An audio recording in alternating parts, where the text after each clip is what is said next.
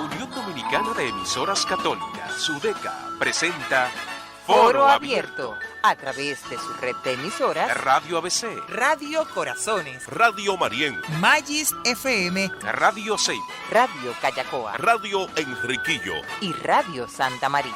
Ante ustedes, Foro Abierto. Amigos oyentes, una vez más estamos en Foro Abierto a través de la Unión Dominicana de Emisoras Católicas UDECA para compartir con ustedes nuestras reflexiones, nuestras informaciones, siempre con la idea de que toda esta comunicación, todo este esfuerzo, vamos a llamarle, a través de la radio, nos permita tener siempre ese propósito y tener la suficiente fuerza para continuar la lucha, porque de eso se trata, de vivir cada día como si fuese el último de los días, y siempre es así.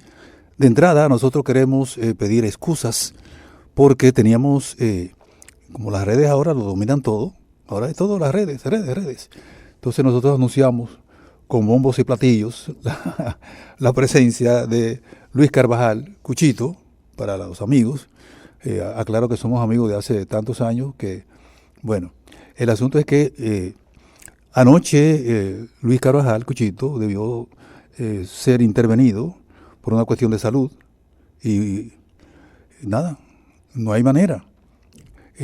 No es tan grave porque él está ingresado todavía en la clínica y desde la clínica me estaba pidiendo excusas, no puedo, en fin, que no vamos a tener la presencia de Luis Carvajal, Cuchito, para tratar. Ustedes saben que Luis es ambientalista, miembro de la Academia de Ciencias de la universidad, en fin, profesor, en fin, que es la persona con mayor, diríamos, presencia para tratar toda la cuestión que tiene que ver con el asunto de las aguas, de la cuestión del medio ambiente en nuestro país. Por eso lo llevan para allá y para acá, y él va, porque es una persona que se preocupa de dar, de servir con la mejor de las intenciones por todo lo que tiene que ver con no recursos, sino con lo que son las diferentes formas de expresión de la vida. Hasta a uno se le hace difícil decirlo. Entonces, hoy nosotros vamos a tratar básicamente dos temas, pero sin la presencia de Cuchito Carvajal. Hemos recurrido así, ustedes saben lo que es ese tipo de situación, a una persona que es miembro de la Fundación Verde, Nelson Bautista. Él está en Santiago, así que lo vamos a hacer a través de la línea telefónica, porque nosotros tenemos básicamente dos elementos importantes que tratar, y es la idea del programa de hoy. Esa es la idea del programa de hoy. Ustedes pueden llamar también, reaccionar, pueden llamar al teléfono de cabina de acá si quieren opinar y decir sus puntos de vista. Pero en fin, nosotros vamos a comenzar. Tenemos ya a Nelson ahí en la línea. Todavía, vamos a llamarlo. Ahí está circulando por las redes, oigan esto. A mí me parece eso impresionante. Y hay todo un movimiento porque se está haciendo uso de un poder para ponerle precio cada vez más alto a los botellones de agua. Y hay cantidad de denuncias, entre ellas algunas que muestran esos botellones de agua con gusarapos y cosas de esas. Entonces, estas gentes que están diríamos, son tres instituciones, ¿no? Hablan de producir el agua. Y entonces hay dos puntos que yo quiero, en el programa de hoy, que no quiero dejar de tocar. Y lo primero es producción. ¿Quién produce el agua? ¿Cómo se está manejando eso? ¿Qué podemos nosotros hacer? Pero vamos a comenzar por eso, la producción del agua. ¿Cómo se produce el agua? Así que vamos a comenzar con nuestro invitado, vía telefónica, a quien damos la bienvenida. ¿Cómo estás, Nelson? Muy bien. Aquí honrado con el contacto y por estar compartiendo finalmente en este programa por primera vez. Ya, este tema, no sé si a ti te parece, pero a mí me parece que es como el agua, que se le escurre a uno entre los dedos. Es tan difícil como situarlo en un punto específico. A mí siempre me ha llamado la atención la manera en cómo se le ha ido subiendo el precio al servicio del agua, la que llega a las casas, ¿no? Me parece como tan absurdo, pero en fin. Lo primero que yo quisiera preguntarte, si tú tienes información de esa situación que se está dando, ahí entra, dice INAPA, CAS, Corazán y otras corporaciones públicas que dice, operadoras de los servicios que embotellan el agua potable, que producen sus plantas. Yo creo que ahí hay el primer error. El agua no la producen las plantas, pero yo quiero que sea alguien que tiene más manejo profesional, que nos aclare todo esto para que le sirva a nuestra audiencia y nos vayamos haciendo una idea de dónde es que estamos y lo absurdo de lo que se quiere hacer, de lo que se está haciendo con el agua en nuestro país. Sí, desde luego. Mira, tienes razón en la gran parte de lo que dices. Uh-huh. Lo primero que debemos dejar por sentado es que el agua no solamente es un derecho humano universal, uh-huh, sino que también es simplemente un elemento esencial para la vida y que el desarrollo de los pueblos, sin importar dónde esté geolocalizado, uh-huh, a qué estado, nación o continente pertenezcan, es simplemente imposible sin acceso de directo y acceso en abundancia a ese líquido, ¿verdad? Uh-huh. Siendo uh-huh así, entonces podemos dividir esto en dos cosas. Primero, el precio del agua, pero segundo, el costo del agua. Uh-huh. Creo que estamos claros en que el precio del agua, lo que paga la gente por el servicio, uh-huh, en sentido general, uh-huh, bueno, tú decías, es muy caro. Yo hallo que todavía es demasiado barato. Yeah. Y te voy a poner un ejemplo muy práctico. Una persona en un hogar promedio, en Santiago, que es de los sitios con la tasa de cobro más altas del país, uh-huh, para Corazán, uh-huh, paga entre 600 y 1.200 pesos al mes por el agua corriente, el agua que llega por las tuberías. Uh-huh. Sin embargo, un ciudadano cualquiera de clase media, media baja, inclusive muchos del primer quintil, de aún ni siquiera clase media, uh-huh, invierten en botellones de agua 50, 60, 80 pesos diario, interdiario. Uh-huh. Cuando tú extrapolas en eso, pagan más por el agua de consumo para tomar, como decimos, uh-huh, que por el agua que llega a las tuberías. Uh-huh. Sin embargo, ¿quién produce el agua? Bueno, tenemos que ir ahora un poquito más para atrás.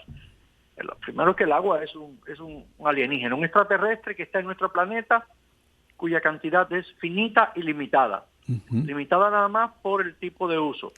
Agua salada, agua dulce, y dentro de la dulce la gran mayoría que está congelada, ¿verdad? El agua de uso es muy poquita. Uh-huh. Bueno, pero ya el agua está producida, podemos decir. Ahora, ¿quién la aprovecha? Bueno, en el caso nuestro, las aprovechan las industrias públicas o privadas que la hacen llegar a la población. Entonces tiene las coras en los pueblos, uh-huh, o la CAS en Santo Domingo, que se aprovechan de las fuentes de las cuencas hídricas y los embalses que captan las aguas, en este caso en nuestras montañas. Uh-huh. ¿Y pagan por eso? No, la gran mayoría no pagan por eso, salvo excepciones limitadas que pagan algo que se llama pago por servicios ambientales. Uh-huh. Después de ahí están las embotelladoras privadas, que no solo se aprovechan de esas aguas, sino que se aprovechan del proceso de prepotabilización en el que ya invierte el Estado. Yeah. Y ahí es donde entran las cosas. Entonces, yeah, la gente paga muy poco por lo que vale el agua, pero yeah, paga demasiado por un recurso que lo están aprovechando un grupo que no la produce, sino que sencillamente la pone en una botella, la pone en una condición, entre comillas, de inocuidad y la lleva al alcance del público en general. Nelson, yo quiero interrumpirte ahí porque dijiste algo muy importante. Yo siempre estoy pensando, lo digo, aquí está Tony mirándome, en la gente del pueblo, la gente llana, que no tiene mucho tiempo ni a veces no entiende una serie de términos. Tú hablas de que las grandes corporaciones que embotellan el agua para vendérsela al pueblo hacen uso de la potabilización, o sea que a ellos les llega ya un agua con un tratamiento, y tengo la impresión de que eso es a través de una conexión que no tienen ellos que invertir para darle ningún tipo de tratamiento a las aguas. O sea, que ellos se están realmente aprovechando de lo que ya el Estado está, proveyéndole a la ciudad, a las ciudades, a los pueblos. ¿Eso es así? Es poco más o menos como lo describes. Ya. Vamos a irnos al caso puntual de la capital, que es la mayor parte de tu radio audiencia. Uh-huh. La capital, una buena parte de su agua viene de la presa de Valdesia, que a su vez se nutre en buena parte del Parque Nacional de Valle Nuevo, allá en la montaña. Uh-huh. Cuando esa agua sale de Valle Nuevo, sale una condición prístina, un agua mineral de primera, Claro. que ojalá llegara a nuestras casas exactamente en esa En esas condición. condiciones, ya. Pero bueno, entra a los ríos, entra el cauce, entra, por ejemplo, al Nizao, Ujú. y empieza a contaminarse en la manera en que vaya discurriendo por población. Cuando va entrando un pueblito, ahí se empieza a complicar la cosa. Ya. Hay una granja, hay un cultivo que le agrega Un señor que le pone una químicos, tubería. hay de todo. Ujú. Digamos, es agredida la cuenca una y otra vez en los procesos productivos y en los procesos de asentamiento humano. Ujú. Muy pocos pueblos de nuestro país tienen plan de tratamiento, por ejemplo, y las descargas de los baños, de las cocinas, terminan en los ríos. Ya. Bueno, pues entonces la CAS toma esa agua de Valdesia, por ejemplo, Ujú. y la pone en una planta de potabilización. ¿Qué es lo que significa eso? Bueno, que empieza a darle un tratamiento para matarle las bacterias, los gérmenes y cualquier contaminante que el agua pudiera tener. Eso se llama potabilización. Entonces, si tú te fijas en los anales de la hemeroteca o en los videos, casi todos los directores de las coras, de Corazán o de Coramoca o de la CAS, Ujú. hacen un ejercicio de fe y se plantan donde salen las tomas de agua y se toman un vaso de agua para decirle a la gente, el agua que nosotros producimos es un agua potable, es un agua apta para consumo humano, ustedes no tienen que temer y ustedes la pueden consumir. Ujú. Hasta ahí estamos bien, Ujú. pero eso la toman ahí en un punto X Ujú. donde esa agua se trata. Después que esa agua pasa por esas tuberías, muchas de las cuales tienen 10, 20, 30, 40 años, que ya están oxidadas, corroídas, que se le mete agua Ujú. de algunos drenajes, de alguna placa que se contamina. Ujú. No es lo mismo el agua en la toma donde la planta de la CAS, por ejemplo, sale, que el agua ya cuando llega a Gualey o que llega a Piantini. No, para nada. Ya cuando esa agua llega al grifo, a la ducha, es una agua que tiene probablemente una contaminación cargada dependiendo de por dónde cruce. Y ahí es donde entra el pánico ciudadano y le echa mano o a filtros instalados o a agua que tratan las grandes corporaciones. Es la misma agua del mismo grifo que ellos toman normalmente, salvo algunas excepciones, y le pasan por otro proceso de tratamiento. No se contamina, en teoría, por el medio de transporte, una botellita de plástico, un garrafón grande o una botella de cristal. Y en teoría llega en mejores condiciones al usuario final. Y ahí está, digámoslo así, el truco o la magia. Ya. En el caso este que se está, para seguir con el tema de los precios, ¿qué tú piensas de porque hay una reacción? Yo siempre digo que las cosas suceden hasta que los pueblos se hartan, con J. Yo siento que hay demasiada presión. Yo tengo aquí, creo que te lo envié, de esa señora que encuentra gusarapos en un botellón de agua y entonces ella se siente, porque eso es otra cosa.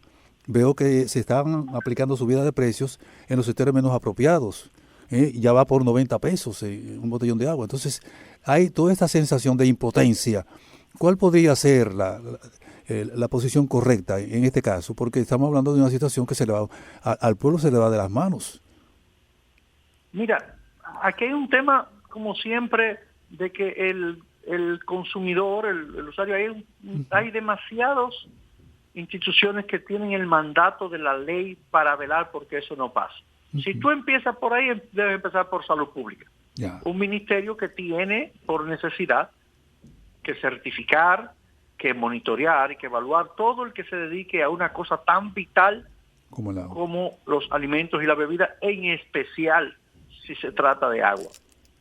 Pero también tienes a las direcciones de normas y calidad, tienes a las alcaldías en los pueblos donde corresponde, tienes a Proconsumidor, por decir otra cosa, para el tema de la validez y de los precios, y tienes muchos estamentos que se supone deben de defender al usuario. Tiene que necesariamente el Estado actuar, quiere decir, no puede dejar al público a merced del mercado en ninguno de los aspectos, e insisto, mucho menos en un asunto tan vital como el agua. Ya. O sea que por ahí empieza una de las grandes deficiencias, que esto no es un problema de una solución individual sobre una planta potabilizadora X que haya subido el precio y mira, vamos a hacerle un boicot, lo que sea. No. Esto tiene que ser un tema a la escala que lo amerita, Ya. que es una supervisión y un control del Estado y ciudadano al extremo de garantizar que ese recurso, primero, llegue en las mejores condiciones al pueblo, quiere decir que no tenga que pagar el costo de un embotellamiento y de un procesamiento adicional porque le llegue por las tuberías en condiciones óptimas, y segundo, como en todo el mundo es un negocio válido la venta de agua embotellada, bueno, pero por lo menos garanticemos que por lo que usted paga no vaya a enfermarse. Ujú. Y lo otro es, yo no entiendo, o sea, cuál es la razón, el argumento para aumentar los precios. O sea, ¿de dónde surge esa posibilidad? Y lo otro es también, ¿qué puede hacer el pueblo para reclamar que haya diríamos, una institución, un mecanismo que realmente regule esa situación de manera clara? Porque hasta donde yo veo, cada quien se pasa la pelota, ¿no? Nadie quiere asumir la responsabilidad de la situación, y en tanto, ahí está el pueblo, caballito valiente que tiene la carga y no la siente.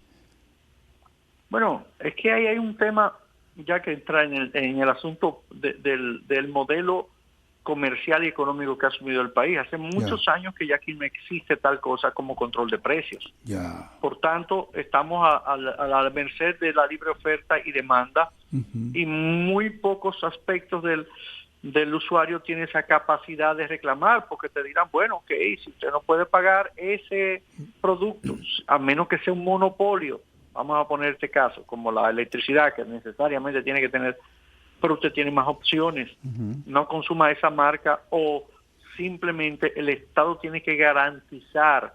Yo lo pongo esto, mira, como las carreteras de peaje. Tú tienes dos vías para llegar de un punto X a un punto Y. Bueno, hay carreteras que tienen peajes privadas en todo el mundo, y si usted quiere transitar por esa carretera tiene que pagar. Ahora, el Estado, el país, el gobierno del país donde usted está, tiene que garantizar que usted tenga otra vía de lo que usted paga de sus impuestos para llegar a ese otro punto sin necesidad de pagar el peaje si usted no lo quiere. Bueno, pues eso mismo ocurre. El Estado tiene que garantizar el abasto en calidad y en cantidad del agua para consumo humano. Ya de ahí para adelante, si usted lo que quiere es consumir agua de un botellón o agua en botella de cristal, de esa que tiene un costo todavía más prohibitivo, pues ya es una prerrogativa suya. Pero tiene que tener la opción de poder consumir un líquido, digamos, como empezaba mi conversación, que es un derecho no solamente humano, sino universal y humano. Yo pienso que este es un momento importante de crisis en el mundo, tú lo sabes quizás mejor que yo, donde se están dando las situaciones para hacer como los ajustes necesarios. Entonces, en las Naciones Unidas, como tú también te has referido, esa situación, esa declaración del agua como derecho, ha estado también rodando, sacándole el cuerpo. Podríamos llegar a un punto ahora, en primero, recordar, creo que es el artículo 25 de la Declaración Universal de los Derechos Humanos, de que los pueblos tienen derecho, cada persona, por el simple hecho de ser persona, tiene derecho a alimentación, a salud, educación. O sea, son 4 o 5 elementos. El agua es vital para la vida y no puede estar sometida a la cuestión de los precios del mercado, entiendo yo, porque en este caso estamos hablando ¿cómo te digo?, de vulnerar la posibilidad de vida de millones de personas. ¿Hasta dónde eso podría ser un momento de ahora en que definitivamente se hable del agua fuera de lo que son el manejo del mercado? Porque yo pienso que ahí es donde está el asunto. ¿Podríamos hablar de eso? Es uno de los desafíos más grandes que tiene la humanidad, el tema de la privatización de los recursos vitales como el agua, y un día de estos, o ya existen, tenemos el tema, lo mismo con el aire respirable, con el oxígeno. Hay países completos cuyo abasto de agua está prácticamente nulo, contaminado, y dependen de fuentes a veces privadas o a veces simplemente con un costo prohibitivo para ellos. Entonces, en todo el mundo, y fíjate que en Latinoamérica hay un gran movimiento luchando para que no se privatice el tema del agua. Pero una cosa es privatizar el acceso al agua, que es imposible. Otra cosa es tratar de evitar que la gente comercie con el agua como comercia con el maíz, o como comercia con el petróleo, o comercia con automóvil, porque va a seguir siendo una mercancía. Insisto, lo que nosotros tenemos que garantizar en nuestros países, y los estados tienen que garantizarle, es el libre acceso para siempre al recurso como bien público, que es lo que dice nuestra Constitución y la legislación, que las aguas siempre deben estar en control del Estado, independientemente de que usted tenga una propiedad privada por la cual pase un curso del agua. El Estado sigue siendo el dueño de las aguas y debe ponerla al servicio de la gran mayoría. Ya. Yo creo lo mismo. Mira, Nelson, yo te voy a proponer hacer una pausa ahora. Lo podemos llamar otra, porque yo quiero que entremos. Tú sabes que ese es un tema delicado. Yo soy de lo que pienso. Recuerdo a un veterano periodista, Eurípides Erasme Peña, creo que se llamaba, que decía: hablando la gente se entiende. Entonces, en nuestro país ahora mismo somos escenario de una situación bien conflictiva, y donde hay cualquier cantidad de gente que dice cualquier cosa de cualquier manera sin tener en cuenta la repercusión de eso. Y tiene que ver precisamente con el agua, que yo creo que es parte de una situación que no solamente nos envuelve a nosotros. He visto que hay otros escenarios donde el agua también es utilizada como parte de una manera de enfrentar conflictos que tiene que ver con migración, en el caso de Estados Unidos con México, y podríamos enumerar otros más. Pero en Dominicana se está dando un caso muy importante con el agua del Masacre. Entonces yo quiero tu punto de vista en ese sentido, para ver si nosotros podemos hablar de lo que significa realmente una fuente de agua como el Masacre, y que debía ser manejado desde una óptica más inteligente, más consecuente con las poblaciones que viven a ambos lados de la frontera. ¿Te parece hacer esta pausa, Nelson? Infaltable esta conversación al respecto, y claro. Bueno, pues esperaremos después de la pausa. Claro, cómo no. Gracias.